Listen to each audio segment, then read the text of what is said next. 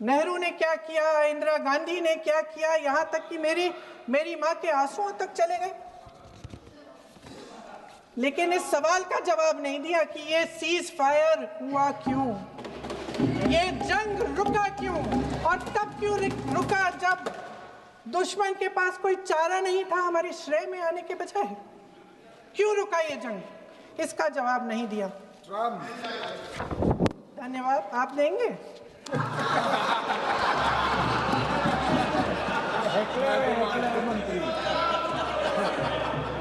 देना भाई देना, आपको टाइम मिलेगा तो।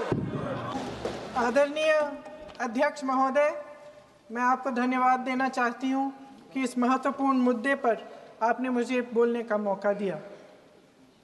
ये अलग बात है कि सत्ता पक्ष के लोग सब मेरे बोलने से पहले ही भाग गए। आइए आइए, आपको देख के मैं खुश थी कि आप वापस आ गए।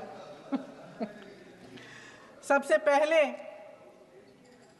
मैं उन सैनिकों, उन जवानों, उन अफसरों को नमन करना चाहती हूँ जो हमारे देश के रेगिस्तानों में, हमारे देश के घने जंगलों में, बर्फीले पहाड़ियों पे हमारी देश की रक्षा करते हैं, जो हर पल देश के लिए अपनी जान देने के लिए तैयार रहते हैं। 1948 से लेकर अब तक, जब से पाकिस्तानी रेडर्स ने कश्मीर पे हमला किया, तब से लेकर अब तक हमारे देश की अखंडता की रक्षा करने में उनका बड़ा योगदान है। हमारी आज़ादी अहिंसा के आंदोलन से हासिल हुई, लेकिन जैसे मैंने कहा, उसको कायम रखने के लिए हमारी सेना का बहुत बड़ा योगदान है। अध्यक्ष महोदय, कल मैं सदन में बैठी हुई सबके भाषण सुन रही थी। आदरणीय रक्षा मंत्री महोदय ने बोला, सत्ता पक्ष के कई मंत्रियों ने बोला। 1 घंटे का रक्षा मंत्री जी का लंबा भाषण था। सुनते सुनते एक बात मुझे बहुत खटक रही थी। उसके बाद जब दूसरे भाषण भी सुने आपके सत्ता पक्ष के, तब भी ये बात बार बार मेरे मन में आ रही थी कि सारी बातें कर ली, ऑपरेशन सिंदूर की बात कर ली, आतंकवाद की बात कर ली, देश की रक्षा की बात कर ली, इतिहास का पाठ भी पढ़ा दिया, लेकिन एक बात छूट गई। उस दिन 22 अप्रैल 2025 को जब 26 देशवासियों को अपने परिवार के सदस्यों के सामने खुलेआम मारा गया, तो ये हमला कैसे हुआ, क्यों हुआ?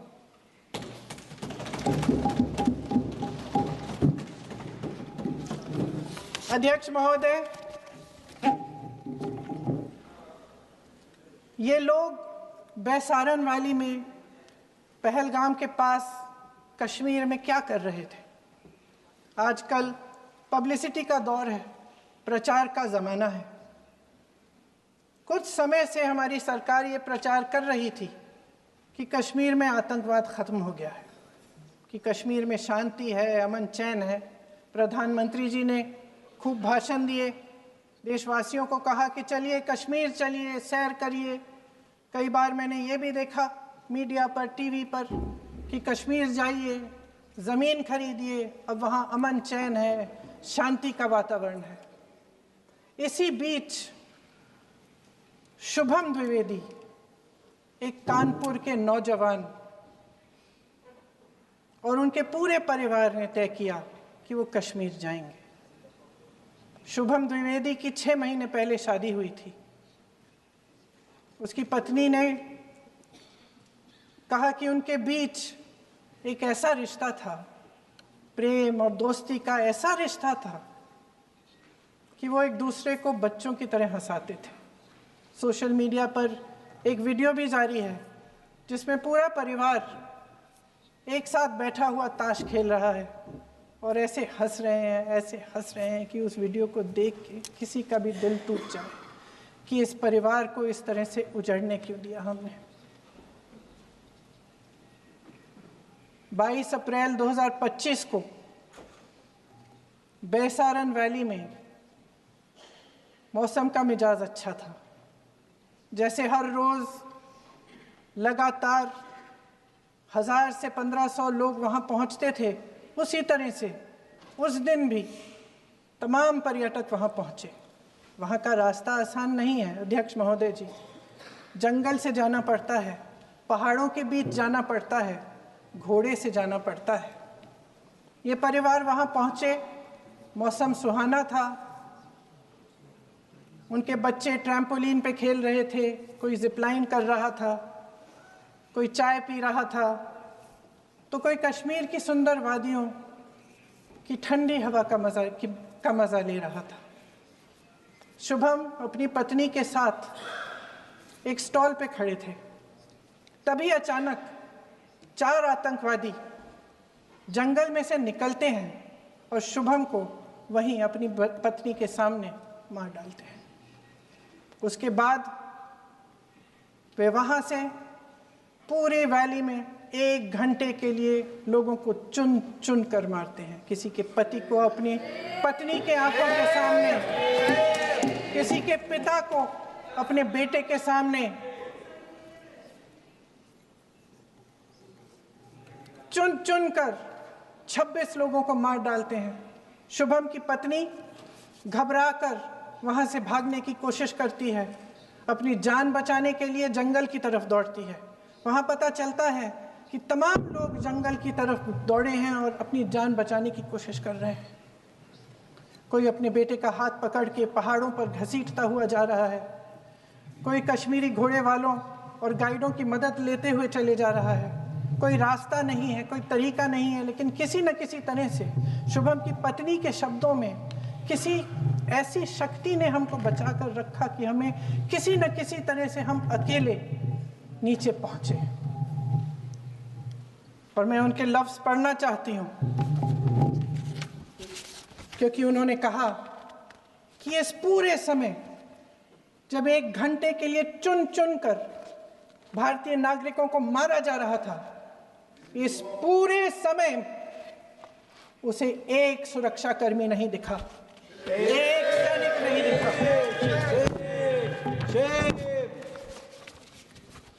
शुभम की पत्नी ने कहा, कोट, मैंने अपनी दुनिया को खत्म होते हुए देखा, अपनी आंखों के सामने एक सिक्योरिटी गार्ड नहीं था। मैं ये कह सकती हूं कि देश ने, सरकार ने हमें वहां पे अनाथ छोड़ दिया था। सिक्योरिटी क्यों नहीं थी वहां पे एक सैनिक क्यों नहीं दिखा? क्या सरकार को मालूम नहीं था कि यहां रोज 1000 से 1500 पर्यटक जाते हैं? क्या सरकार को मालूम नहीं था कि यहाँ के पहुंचने के लिए जंगल के रास्ते से जाना पड़ता है? अगर कुछ हो जाएगा तो लोग वहां से निकल नहीं पाएंगे। एक चिकित्सा का इंतजाम नहीं था, फर्स्ट एड का इंतजाम नहीं था, कोई इंतजाम नहीं था, ना सुरक्षा का ना फर्स्ट एड का। इन लोगों को भगवान भरोसे छोड़ दिया गया। ये लोग वहां पे इस सरकार के भरोसे गए और इस सरकार ने उन्हें भगवान भरोसे छोड़ दिया।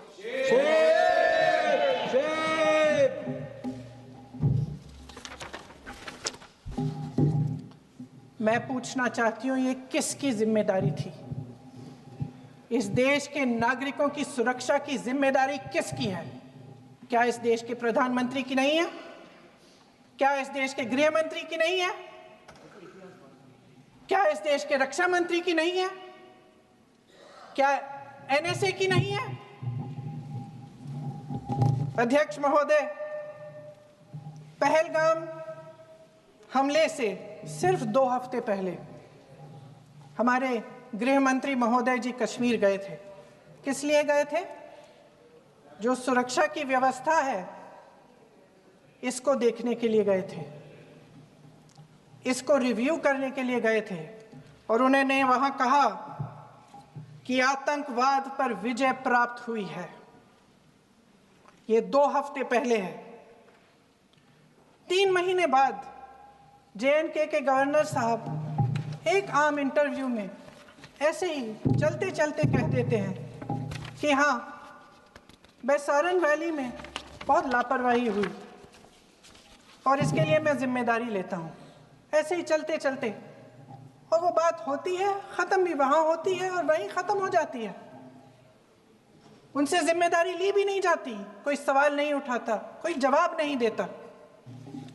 अध्यक्ष महोदय, उस हमले की जिम्मेदारी एक आतंकवादी गुट जिसका नाम TRF है थोड़े दिनों बाद लेती है। कौन है ये TRF? 2019 में ये गुट बना। 2020 में इसने कश्मीर में आतंकवाद का काम शुरू कर दिया और अप्रैल 2020 से लेकर 22 अप्रैल 2025 तक इन्होंने 25 आतंकवादी हमले किए। गृह मंत्री महोदय ने जब UPA सरकार के समय के आतंकवादी हमले गिने तो लगभग 25 गिनवाए थे अभी अपने भाषण में। इस गुट ने कश्मीर में 25 हमले 2020 और 2025 के अंदर एक पूरी लिस्ट है इन हमलों की। मेरे पास इतना समय नहीं है इसलिए मैं एक एक को नहीं पढ़ना चाहती, लेकिन मैं इतना कहूंगी कि इनमें रियासी का हमला भी था 2024 का, जिसमें 9 लोग मारे गए और 41 लोग घायल हुए। कुल मिलाकर 2020 से लेकर 22 अप्रैल 2025 तक TRF ने 41 सेना और सुरक्षा कर्मियों की हत्या की, 27 सिविलियन की हत्या की और 54 लोगों को घायल किया था। भारत सरकार ने TRF को आतंकवादी संगठन का दर्जा कब दिया? 2020 में दिया, 2021 में दिया, 2022 में दिया, 2023 में दिया। 3 साल बाद, 3 सालों के लिए ये आतंकवादी गतिविधियां कर रहे हैं और आप इनको आतंकवादी संगठन तब कहते हैं 2023 में। इसकी क्या वजह थी? ये सब सरकार के संज्ञान में था और आप मुझे बताना चाहते हैं, सत्ता पक्ष के नेता बताना चाहते हैं कि ये सब आपके संज्ञान में था, लेकिन कोई भी एक ऐसी एजेंसी नहीं है हमारी सरकार की जिसको पता चला कि ऐसा हमला, ऐसा भयानक हमला होने जा रहा है हमारे देश में, कि पाकिस्तान में बैठे हुए इस हमले की योजना बन रही है कि हम भारत जाके हैवानियत करेंगे, 26 लोगों को मार डालेंगे और हमें पता ही नहीं है। क्या ये हमारी एजेंसियों की विफलता है कि नहीं है? ये बहुत बड़ी विफलता है, एक बहुत बड़ी विफलता है। जानते थे कि ये गुट है, जानते थे कि 5 सालों से ये आतंकवादी हमले कर रहा है, अध्यापकों को मारा, आर्मी के बड़े बड़े अफसरों को मारा, आम जनता को मार डाला, पुलिस वालों को मार डाला, और आप इन पे निगरानी नहीं रख रहे थे। और ये जो एजेंसियां हैं, इनकी जिम्मेदारी कौन लेगा? क्या IB चीफ ने अपना इस्तीफा दिया? क्या किसी ने इस्तीफा दिया? गृह मंत्री जी के कार्य क्षेत्र में आता है इंटेलिजेंस ब्यूरो। क्या गृह मंत्री जी ने इस्तीफा दिया? इस्तीफा छोड़िए, जिम्मेदारी ली।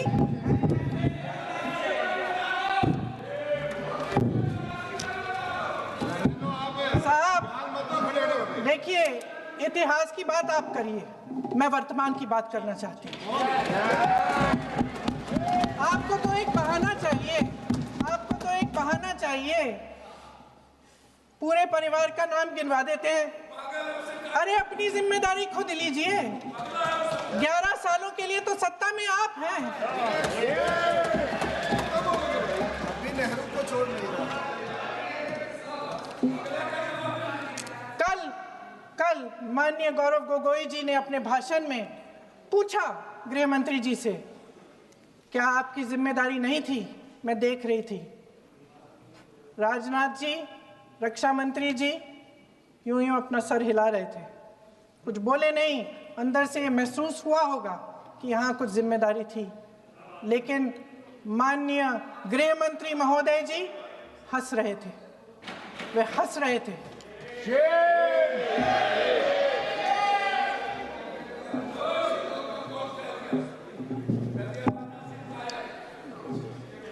अध्यक्ष महोदय, कल सत्ता पक्ष और आज भी सत्ता पक्ष के नेताओं ने 2008 के मुंबई के हमलों का जिक्र किया, बार बार कहा कि मनमोहन सिंह जी की सरकार ने कुछ नहीं किया।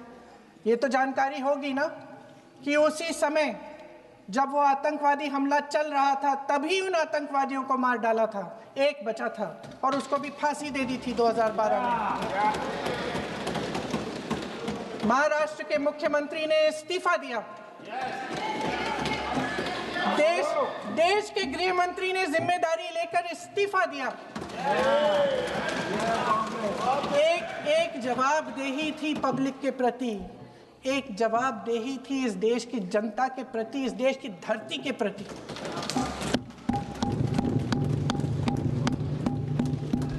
राजनाथ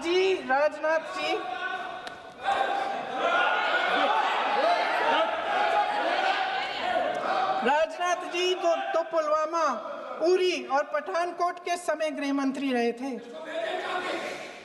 आज वे रक्षा मंत्री हैं और हमारे गृह मंत्री महोदय श्री अमित शाह जी के नाक के नीचे पूरा मणिपुर जल गया, दिल्ली में दंगे हुए, पहलगाम में हमला हुआ और आज भी वे उसी पद पर बैठे हैं। क्यों? अध्यक्ष महोदय, बमबारी से अखबारों के हेडलाइन बनते हैं, मगर कहानी सुरक्षा में की चूक में भी है। आज देश खोखले भाषण नहीं सुनना चाहता, देश जवाब चाहता है, तसल्ली चाहता है कि सच उससे छिपाया नहीं जाएगा। देश जानना चाहता है कि उस दिन अप्रैल 22, 2025 को क्या हुआ और क्यों हुआ। आप तो खुद अपनी पीठ थपथपाने में लगे रहते हैं। सेना, देश, संसद से सच छुपाते हैं। ऑपरेशन सिंदूर जब शुरू हुआ, हम सब ने समर्थन किया, सब एकजुट होकर खड़े हो गए इस देश के लिए। दोबारा होगा, दोबारा खड़े हो जाएंगे। अगर हमारे देश पे हमला होता है तो यहाँ इस सदन में किसी भी पार्टी का हो, कोई भी हो, सब आपका समर्थन करेंगे। और हमें अपनी सेना पर गर्व है कि उन्होंने इस बार भी दृढ़ता से लड़ाई लड़ी, धैर्य से लड़ाई लड़ी, वीरता से लड़ाई लड़ी। लेकिन इस ऑपरेशन का सिंदूर का क्रेडिट, उसका श्रेय तो हमारे प्रधानमंत्री जी चाहते हैं। सही भी है, ठीक है, सही है, श्रेय ले। ओलंपिक्स में हमारा मेडल आता है, उसका भी श्रेय लेते हैं, लेकिन सिर्फ श्रेय लेने से नहीं होता नेतृत्व, जिम्मेदारी भी लेनी पड़ती है।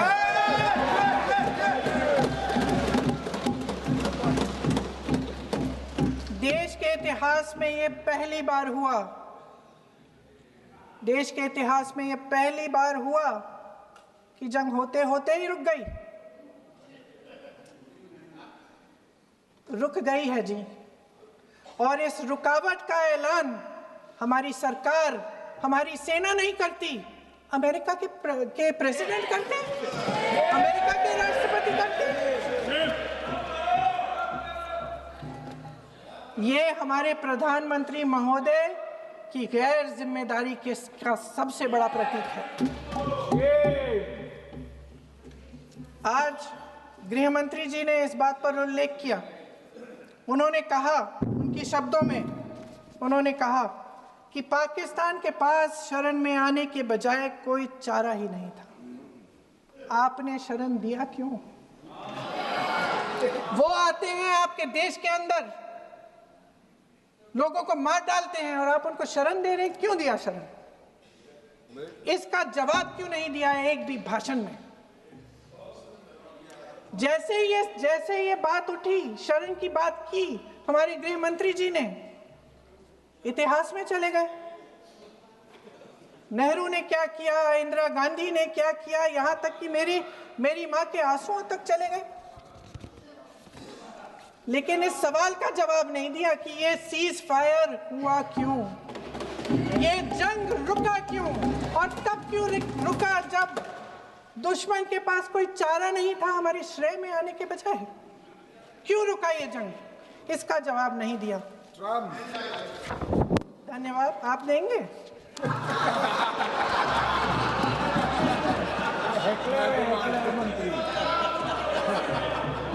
देना भाई देना, आपको टाइम मिलेगा तो। टाइम नहीं मिलेगा आपको शायद। वैसे महोदय, मेरी माँ की आंसू की बात किए, मैं इसका जवाब देना चाहती हूँ। मेरी माँ के आंसू तब गिरे जब उनके पति को आतंकवादियों ने शहीद किया, जब वे मात्र 44 साल की थी। और आज अगर मैं इस सदन में खड़ी हूं और उन 26 लोगों की बात कर रही हूं, मैं इसलिए कर रही हूं क्योंकि मैं उनका दर्द जानती हूं, महसूस करती हूं।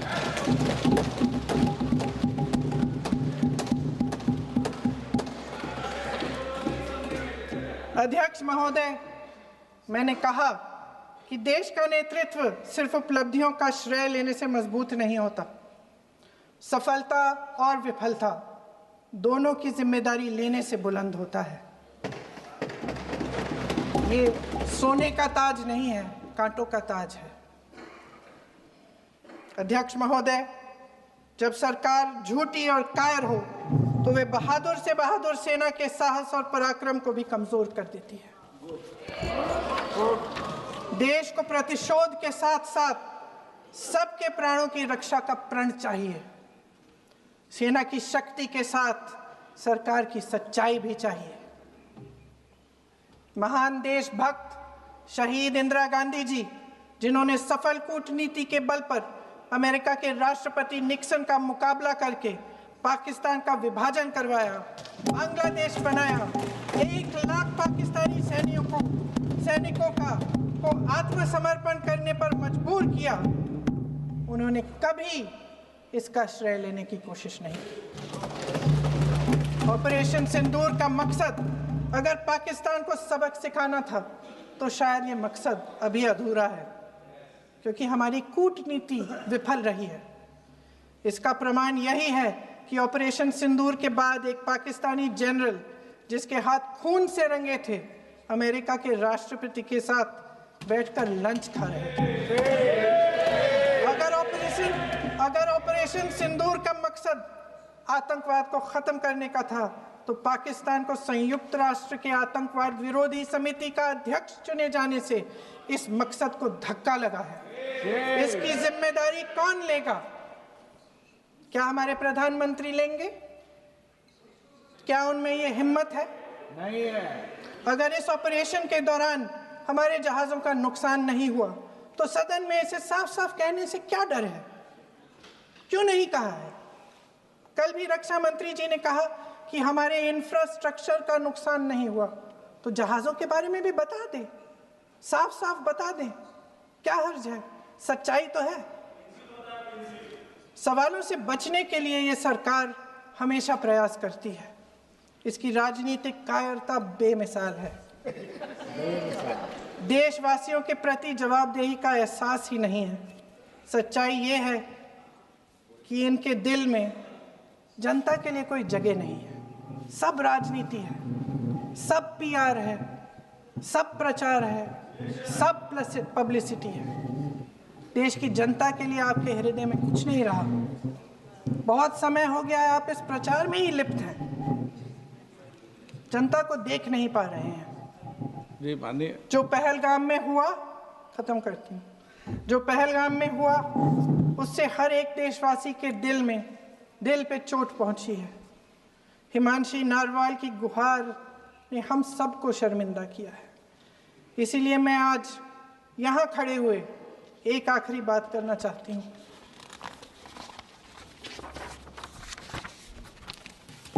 इस सदन में लगभग सभी के पास सुरक्षा है, सुरक्षा की व्यवस्था है।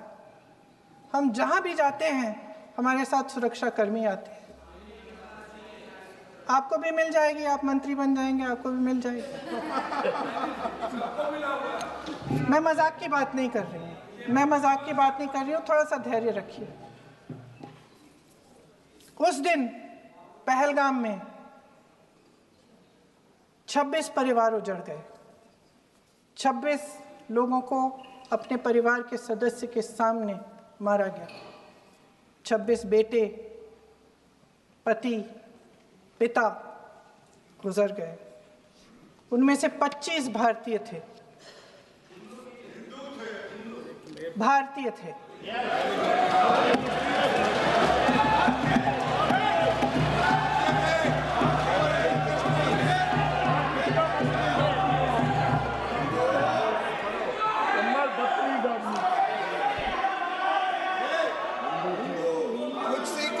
जितने भी लोग बैसारन वैली में थे और जो 25 भारतीय मारे गए, उनके लिए कोई सुरक्षा नहीं थी, कोई सुरक्षा नहीं थी। आप कितने भी ऑपरेशन कर डालें, आप इस सच्चाई के पीछे छुप नहीं सकते, इसे नकार नहीं सकते। आपने उनको सुरक्षित नहीं किया। कोई शर्म नहीं है, कोई शर्म नहीं है, कोई शर्म नहीं है और ना कभी होगी। सुन लीजिए, सुबह भी मैं शिव मंत्र बोल के आई हूं। इनको क्या पता शिव मंत्र क्या है? शिव मंत्र खत्म कर लूं अपना भाषण? शिव मंत्र